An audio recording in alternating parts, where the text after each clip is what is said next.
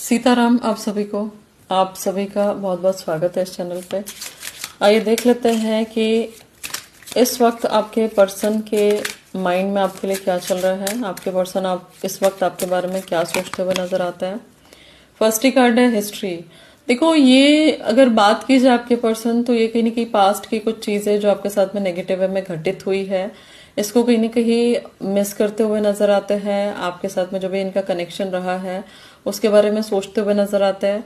And बात अगर की जाए तो ये कुछ इस तरीके से सोच रहे हैं कि जो भी पीछे पास्ट में घटित हुआ है नेगेटिव वे में, ये सोचते हैं कि काश मैं उस समय में जा पाता और उस समय को मैं कट कर पाता, या उस टाइम पीरियड को मैं अपने तरफ से रिमूव कर पाता। ऐसा कुछ ये सोचते हुए नजर आता है। एंड यहाँ पे कहीं ना कहीं एक्सेप्टेंस वाली एनर्जीज में दिखाई देते हैं। मुझे लगता है कि इनको अपनी गलतियों का रियलाइजेशन हो चुका है एंड अब ये उस चीज के लिए आपसे माफी मांगना चाहते हैं।